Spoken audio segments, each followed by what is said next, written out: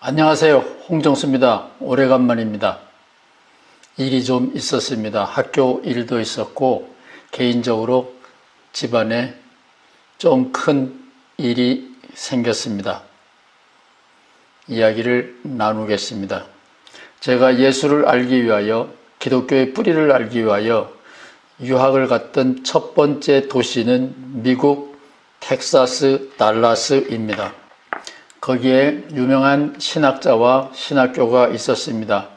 그 신학교에서는 신입생들, 특별히 외국에서 온 신입생들에게 오리엔테이션 시간에 달라스 시내 투어 관광을 해 주었습니다.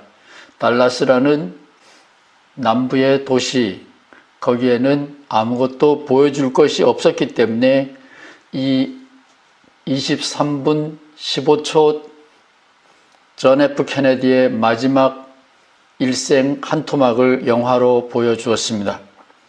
23분간 짧은 영화였습니다. 존 F 케네디와 그의 부인 제클린입니다. 총 맞아 죽었을 때 1963년 11월 22일이네요. 총 맞아 죽으면서 존 F 케네디 대통령은 이렇게 말을 하더군요. 제 기억에 뚜렷이 남아 있습니다. Oh, it's my turn. 존 F 케네디는 냉전 시대의 인물이었고 미국의 젊은이의 상징이었고 미국의 용기와 패기의 상징이었습니다. 그런데 그는 늘 죽음을 생각하고 살았던 게 분명합니다. 그래서 그가 남긴 최후의 말은 Oh, it's my turn. 내 차례가 되었군요. Oh, it's my turn. 그리고 세상을 떠나게 됩니다. 한 달 아직 안 됐네요. 저희 집사람이 대장암 3기라는 선고를 받았고 마침내 대장암 수술을 무사히 마쳤습니다. 지금은 집에서 항암 투병을 위하여 여러 가지로 준비하고 있는 시간이지만 병상에서 13일 있는 동안에 저는 참 참담했습니다. 처음에는 무엇을 기도해야 될지 생각조차 나지 않았습니다. 어려운 일을 당하면 사람들은 아이쿠 하나님 살려주십시오, 도와주십시오 이렇게 기도를 올리겠지만 저는 그럴 수도 없었습니다. 왜냐하면 제가 기독교에서 배운 저의 하나님은 저를 구원하기 위하여 당신의 외아들도 아낌없이 이미 내어주셨던 자비로우신 하나님이셨습니다. 그 하나님에게 제가 제 가족이 이제 죽게 되었다고 새삼스럽게 하나님 살려주십시오. 하나님한테 구걸하고 싶지 않았습니다. 그러나 기도를 올리지 않을 수는 없었고 한참 감정이 정리된 다음에 저는 3가지 기도를 올렸습니다. 제가 대학생 때 본 영화 스잔나입니다. 홍콩의 미인 배우 스잔나는 죽음을 앞두고 그 영화에서 이렇게 기도합니다. 하늘이여 건강한 3일을 주소서. 하루는 가족을 위하여, 남편이죠. 하루는 친구들이랑 파티를 열고 마지막 하루는 홀로 나 자신의 인생을 돌아보면서 정리하는 시간을 갖겠습니다. 하늘이여 건강한 3일을 주소서. 이렇게 기도드렸던 장면이 또렷이 생각납니다.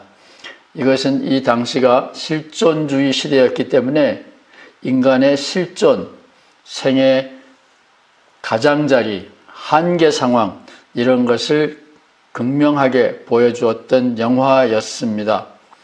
이 영화에서처럼 저도 저희 가족도 3가지를 기도 올렸습니다. 고통, 필요 없는 고통일랑 물러가게 하시옵소서. 그러나 꼭 당해야 하는 고통이라면 그 고통을 이길 힘을 주옵소서. 2번째는 인간이 마지막으로 지켜야 될 품위가 있다면 끝까지 품위를 지키도록 도와주옵소서. 세 번째는 의료진을 잘 만나도록 도와주옵소서. 이 세 가지 기도를 카톡에다가 적어 놓았습니다. 그러나 실제로 이 세 가지 기도를 중얼중얼 올리지는 못하였습니다. 아까 설명드렸듯이 제가 아는 하나님, 기독교의 하나님은 저와 제 가족을 극진히 보살피시는 사랑과 자비가 무한하신 하나님이신데 그 하나님 앞에 제가 새삼스럽게 힘들다고 무엇을 간구한다라는 게 제 인간의 자존심이 허락하지 않았습니다. 그래서 저는 존 F 케네디를 생각했습니다. 죽음을 맞이할 준비가 되어 있는 대통령, 그는 어쩌면 젊은 나이에 세상을 떠났고 세상을 가지고 노는 미국의 대통령이었기 때문에 지금 죽어도 여한이 없는 삶을 살았는지도 모르겠다, 그런 생각을 많이 해보았습니다. 그러면서 제가 젊은 날에 보았던 또 한 편의 영화가 갑자기 생각났습니다. 빠삐용이라는 영화가 있었습니다. 주인공은 스티브 맥퀸입니다. 더스틴 호프만은 조역으로 나오죠. 스티브 맥퀸이 마지막 결국은 죽음의 수용소에서 탈출하여 자유롭게 뗏목을 타고 떠나는 장면입니다. 제가 본 빠삐용이라는 영화가 충격적이었던 것은 제가 아마 대학원 시절에 본 것 같아요. 한국에서 인생을 낭비하는 죄는 용서할 수 없다라고 하는 겁니다. 억울하게 살인 누명을 뒤집어 쓴 빠삐용은 감옥에서 그런 대로 적응을 하고 이제는 여기에서 죽겠다고 마음을 먹었는데 꿈에 누군가가 나타나서 인생을 낭비하는 죄는 용서할 수 없노라 선언을 듣고 탈출을 시도한다, 그런 얘기죠. 대학원 학생 때 이 영화를 보고 인생을 낭비하는 죄, 신도 용서할 수 없는, 왜냐하면 치료할 수가 없으니까요. 제 인생은 이미 끝났기 때문에 하느님이라고 할지라도 낭비된 인생을 치료해 줄 수는 없습니다. 따라서 인생을 낭비하는 죄는 신도 돌이킬 수 없는 가장 무서운 죄악이다, 제 마음속에 늘 담고 있었지요. 그래서 저는 네 번째 기도를 올리게 되었습니다. 제 처와 저는 같은 신학교에서 만났습니다. 한 반이었고 함께 졸업했습니다. 그 후에 계속해서 제가 가는 신학운동에 동행해 주었고 한 번도 저항하지 않고 협조해 주었습니다. 그 덕분에 저는 지금의 신학운동을 할 수 있게 되었습니다. 그런데 우리 둘이서 함께 신학운동을 할 시간이 얼마 남았는지는 모르지만 네 번째 기도 올리게 되었는데 그 네 번째 기도는 제가 최근에 좋아하게 된 신학자 단 큐핏의 영감을 받은 기도입니다. 남은 시간을 낭비하지 않게 도와주옵소서. 빠삐용이라는 영화와 단 큐핏이라고 하는 신학자가 저에게 네 번째 기도, 신에게 올리는 마지막 기도문을 작성해 주셨습니다.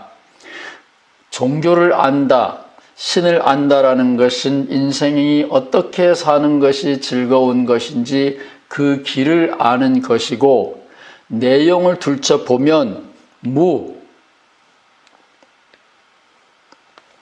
남는 것은 아무것도 없다. 아낌없이 쓰고 가는 것, 그것이 가장 지혜로운 것이다. 단 큐핏의 이 두 책이 저에게 마지막 기도문을 올리도록 도와주었습니다. 마지막 순간까지 내가 좋아하는 일을 하다가 간다. 시간을 낭비하지 말아라. 어떻게 해요? 기회 있을 때마다, 힘 있을 때마다 시간과 힘을 다하여 내가 가장 소중하게 생각하는, 내가 가장 기쁘게 생각하는 그 일에 매진하고 죽을 때 남는 것이 하나도 없다. 모든 것을 거기에 투자했다. 그 하나에다. 그것이 죽음을 생각하면서 살아야 되는 우리의 인생의 마지막 자세라고 저는 확신하게 되었습니다. 저희 부부가 신학운동을 하면서 생각했던 것은 이 시대는 무신시대다. 이것은 미국에서 살고 있는 유대인들, 재미 유대인들이죠. 그 유대인들을 만나고 그들의 책을 보면서 더욱 확실하게 깨닫게 된 겁니다. 모세의 하나님, 신이 없다라는 게 아닙니다. 오해하지 마시기 바랍니다. 모세의 하나님, 아브라함의 하나님, 아브라함의 하나님은 나를 특별히 사랑하는, 편애하는 하나님, 선민 하나님입니다. 모세의 하나님, 적군은 물리쳐주고 아군을 살리는 역시 편협한 기적의 하나님입니다. 모세의 하나님과 아브라함의 하나님은 히틀러 시대에 경험할 수 없었습니다. 오늘 우리 시대의 코로나 시대에도 이미 지구상에는 공식적으로 코로나로 희생된 사람이 지난 2년 반 동안에 이미 600만 명이 넘어섰습니다. 하늘은 기적을 일으키지 아니하며 하늘은 특별한 사람을 차별하여 선택적으로 도움을 주지는 않습니다. 햇빛과 비처럼 무차별하게 하늘은 은총을 베풉니다. 그런 의미에서 지금은 무신시대이고 이 무신시대는 신앙이 없는 시간으로 돌아가는 암흑시간이 아니라 예수님을 따르는 일이야말로 이 시대에 특별히 우리를 확실하게 구원하는 길이라고 저는 확신합니다. 그리하여 누가복음과 갈라디아서 바울이 이미 예수 찾기 운동을 시작을 했지만 예수를 다시 찾자. 그래서 저는 예수 르네상스 운동을 벌이고 있습니다. 예수 르네상스 운동을 왜 하필 이 무신시대라는 특별한 시대 상황을 배경에 두고 하느냐. 이것은 좀 고급 신학적인 문제이기 때문에 여기에서는 다시 이야기하지 않겠습니다. 지난날에 제 유튜브 영상을 차근차근 들여다보시면 무신시대 어떤 의미에서 그런 말을 쓰는지 이해하실 것이며 무신시대에 예수 이야기를 하는 것이 무슨 의미가 있느냐, 그것이 가능하냐, 이런 것은 이제 대전에서 모이게 될 목회자들과 이야기를 나눈 다음에 다시 한번 유튜브 영상으로 말씀드리겠습니다. 무신시대에도 예수 이야기를 하는 것이 의미가 있느냐? Yes. 무신시대에도 예수님을 이야기하는 것은 즐거움입니다. 그것을 영화로 보여준 게 있는데요. 예수 이야기는 아니지만 라이언 일병 구하기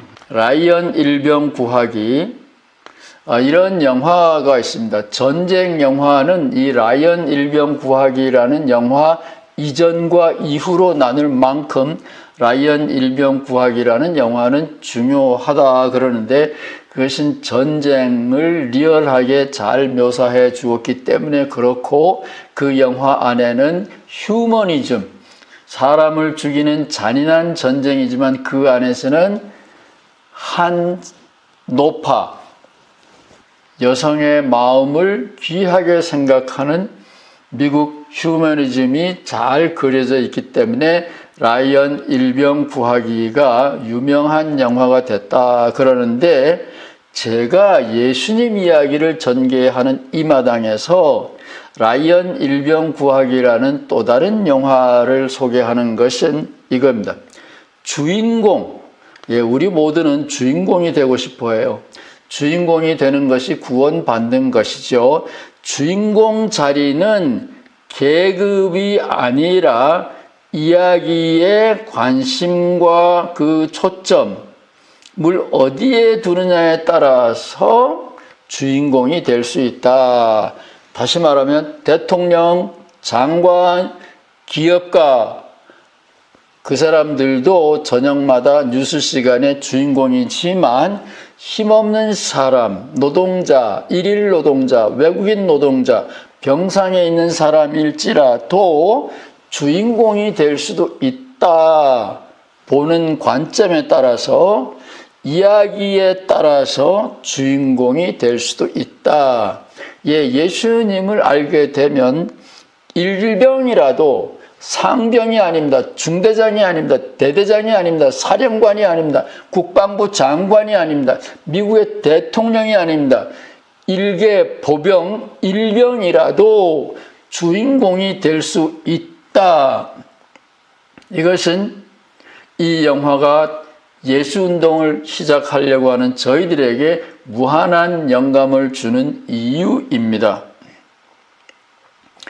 예수님께서 저에게 계속해서 영감을 주는 이유는 예수님도 저처럼 생애 말년에 하나님 왜 나를 버리십니까?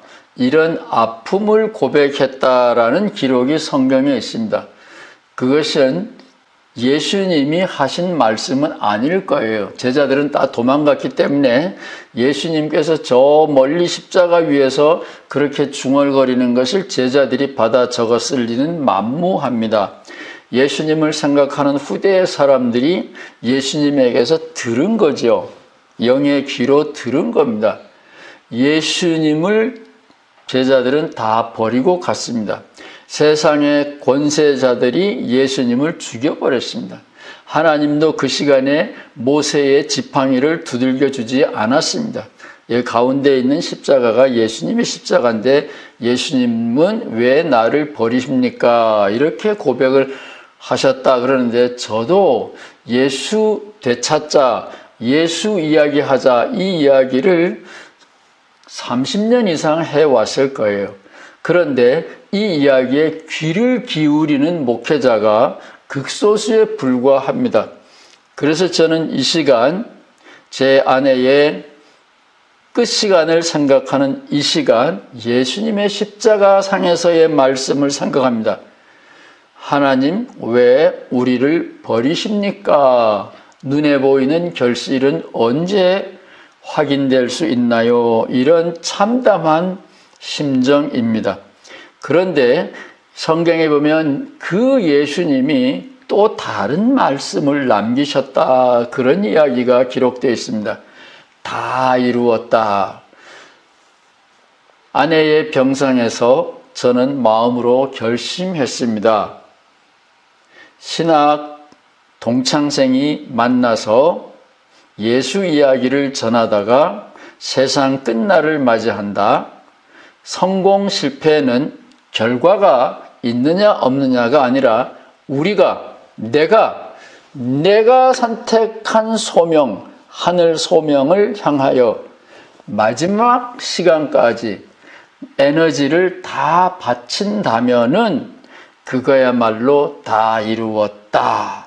그런 것일 것이다. 예수님은 하나님이 왜 나를 버리십니까? 탄식하셨지만 예수님은 하나님이 주셨다라고 생각하는 그 소명을 버리지 않으시고 끝까지 껴안고 돌아가셨습니다. 운명은 제 천이라는 말이 있습니다. 제 집사람은 평소에도 하루하루가 힘든 체질이라 최소한 6개월을 견뎌야 하는 항암 투병 시간을 잘 버틸는지 자신이 없습니다.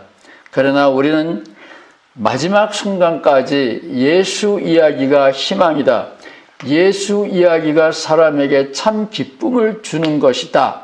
이 이야기를 하다가 세상을 떠난다면 그것이 곧 저와 제 아내의 구원이라고 저는 확신합니다.